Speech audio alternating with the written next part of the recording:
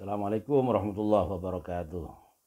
Alhamdulillah Fatihah. A'udzubillahi minasyaitonir rajim. Bismillahirrahmanirrahim. Alhamdulillah rabbil alamin arrahmanir rahim maliki yaumiddin. Iyyaka na'budu wa iyyaka nasta'in. Ihdinas siratal mustaqim. Siratal ladzina an'amta 'alaihim ghairil maghdubi 'alaihim waladdallin. Amin. Alhamdulillah wassalatu wassalamu ala Rasulillah sayyidina Muhammad bin Abdullah wa ala alihi wa ashabihi wa man walah. La haula wala quwata illa billahil aliyil azim. Amma ba'du. Pemirsa yang saya hormati, ketemu kita di malam 15 ya. Di Ramadan 1441 Hijriah, dan kita akan melanjutkan kajian kita Bayanul Mustafa fi Wasiyatil Mustafa Muhammadin sallallahu alaihi wasallam. Sampai pada faslun fil hayai, pasal tentang malu. Apa itu malu? Malu itu bagian dari akhlak Islam ya. Bagian dari akhlak Islam, al-haya, dan menurut lughahnya, makna etimologisnya, makna kamusnya, al-haya itu adalah sinonim dari al-hishmatu, al-hishmah itu ya, rasa malu gitu aja maknanya. Perasaan, ada sungkan, ada perasaan yang tidak nyaman, itu namanya rasa malu.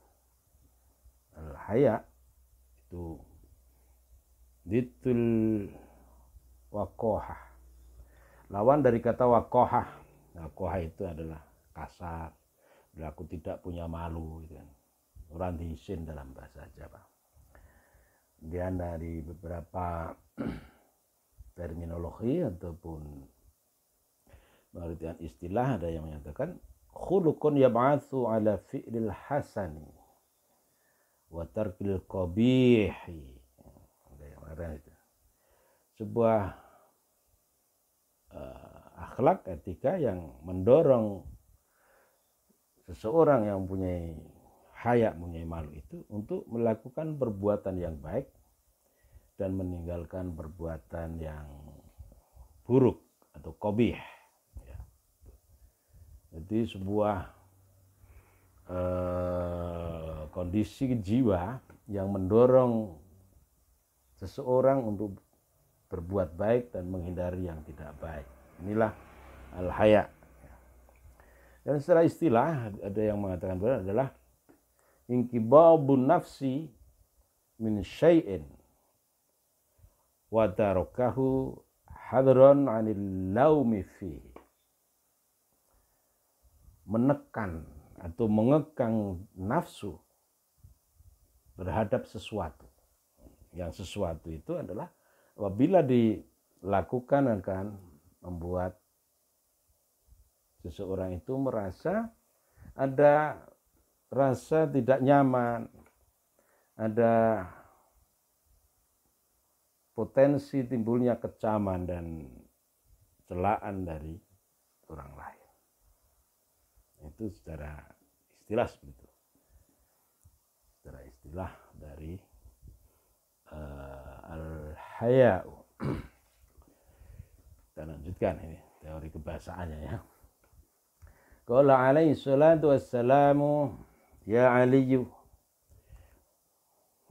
Rasulullah Muhammad sallallahu alaihi wasallam berpesan, wahai Ali, ad-dinu kulluhu fil haya'i. Agama itu semuanya ada dalam haya, dalam malu atau rasa malu. Wa huwa an tahfadhar ra'sa wa ma hawa wal batna wa ma wa'a. Malu itu Ali adalah Anda mampu menjaga kepala dan semua hal yang ada di kepala itu. Wal batna wa ma wa'a, dan Anda mampu menjaga perut dan apa yang ada di dalam perut itu. Artinya apa? Ketika malu dibatasi oleh Rasulullah untuk seseorang itu mempunyai rasa malu bila menjaga ar-ra's wa mahawa, kepala dan seluruh hal yang ada di kepala itu. Maka orang yang mempunyai rasa haya, rasa malu itu mampu menjaga lisannya, mampu menjaga matanya, mampu menjaga telinganya, mampu menjaga penciumannya dan indranya, mampu menjaga raut mukanya dari hal-hal yang tidak dibenarkan. Hifdzul lisan, kemarin sudah kita bahas terkait dengan bahaya lisan itu. Ghadul basar, kemarin ada 6 hal yang diantara yang dijamin oleh Rasulullah untuk surga adalah bila kita salah satu yang melakukan ghadul basar, mengendalikan pandangan mata. Maksudnya ini baik bagi laki-laki maupun perempuan.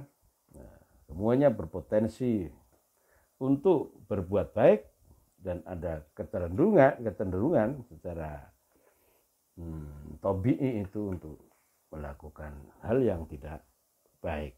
Maka kedua-duanya baik laki maupun perempuan diberi amanat untuk ghadul basar ini. Jangan menyalahkan karena perempuan atau karena laki-laki yang tidak latan dan seterusnya. Jangan. Tapi kita umat Islam, laki perempuan beri amanah yang sama untuk ghadul basar ini. Kemudian dijelaskan oleh Rasulullah riwayat Ibnu Mas'ud, ya. Qala Rasulullah sallallahu alaihi wasallam, istahyu minallahi ta'ala haqqal haya'i. Hai sahabat, malulah kalian pada Allah dengan sebenar-benarnya rasa malu. Faqalu, ada sebagian sahabat matur, inna nastahyi minallahi walhamdulillah. Ya Rasulullah, kami semua ini malu pada Allah. Alhamdulillah, dan alhamdulillah kan Nabi, kami semua ini punya rasa malu pada Allah. Apa tanggapan Rasulullah? Qala, laisa dzalik. Tidak seperti itu. Malu itu ngaku, aku malu. Tidak seperti itu, saudaraku. Walakin man istahya minallahi haqqal haya. Tetapi orang yang benar-benar malu kepada Allah adalah falyahfadir ra'sa wa mahawa. Hendaklah dia itu menjaga kepala dan apa yang ada di kepala.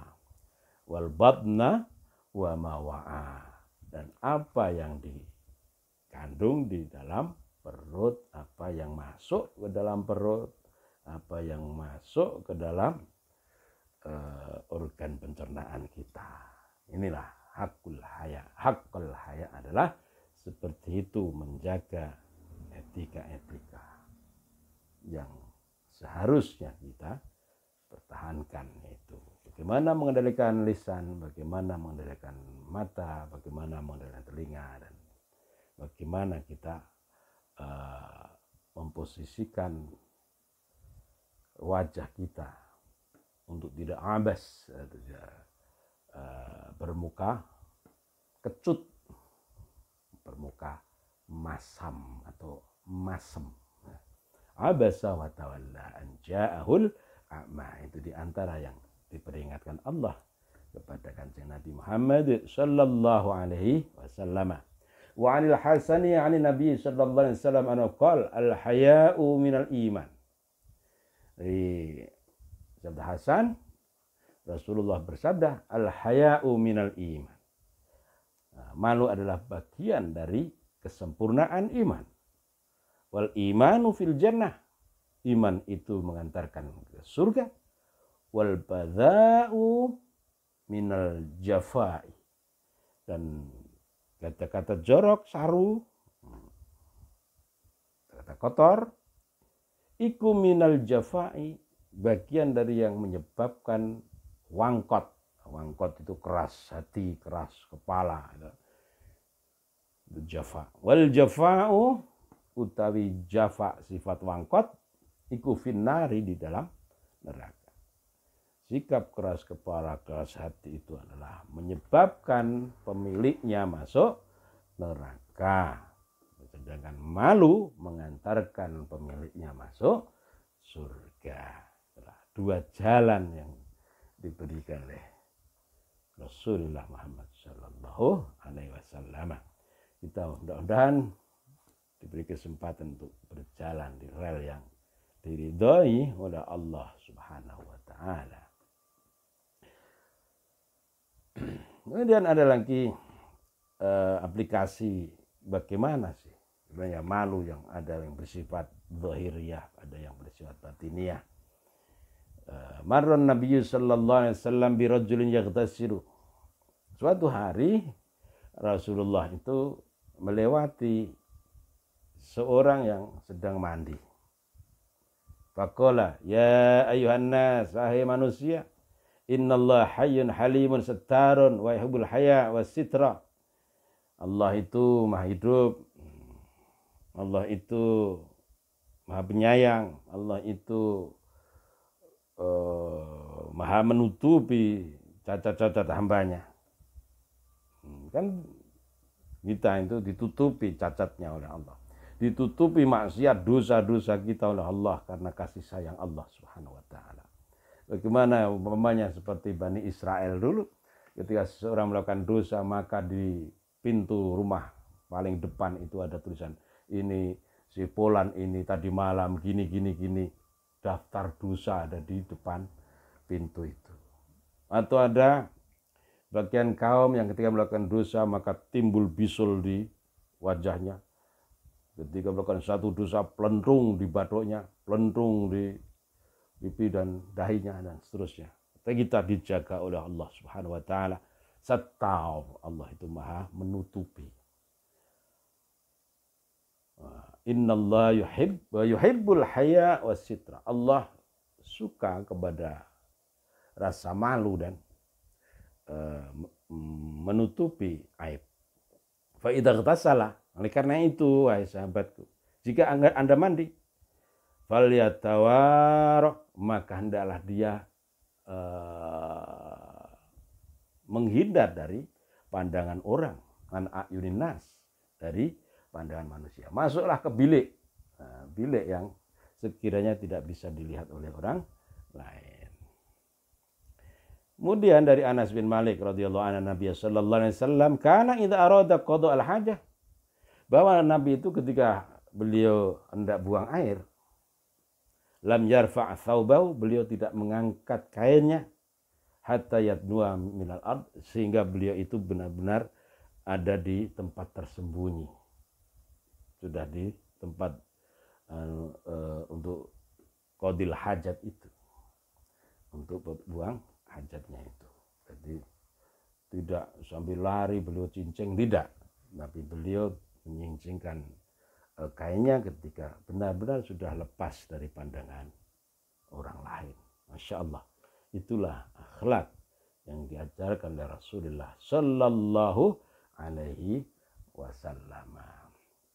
Kemudian ada lagi contoh operasional dari Al-Faqih radhiyallahu anhu, al-haya'u wajhaini. Haya itu, malu itu ada dua sisi. Ya. Haya'un fi ma bainaka wa bainan nas. Satu sisi adalah malu di antara Anda dan manusia, sesama manusia. Wa haya'un fi ma bainaka wa bainallahi ta'ala. Kemudian sisi yang kedua adalah malu yang harus dibangun antara Anda dan Tuhan. Anda dan Allah. Antara kita sebagai manusia dan Allah.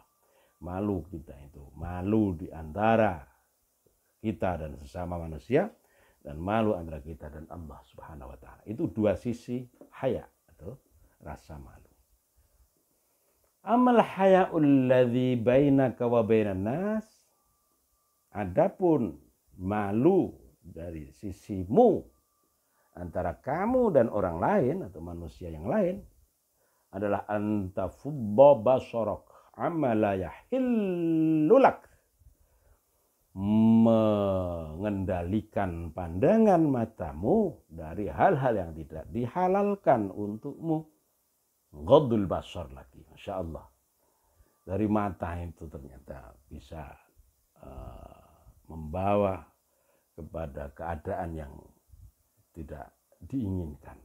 Makanya dari mata turun ke hati, ketika hati mampu mengolah, melakukan saring, maka akan selamat. Tetapi ketika nafsu yang mengendalikan orang itu, maka yang terjadi adalah hal-hal yang tidak diizinkan oleh syara. Itulah kita, Allahumma a'inna ala dzikrika wa syukrika wa husni ibadatik. Kita mohon terus pada Allah. Dan Allah untuk menjadikan kita sebagai orang yang tunduk patuh dan syukur pada Allah. Wa ammal haya'ul ladzi bainaka wa bainallahi ta'ala. Adapun malu antara kamu dan Tuhanmu adalah anta arifa nikmatahu, Anda menyadari betapa banyak nikmat Allah yang diberikan kepadamu.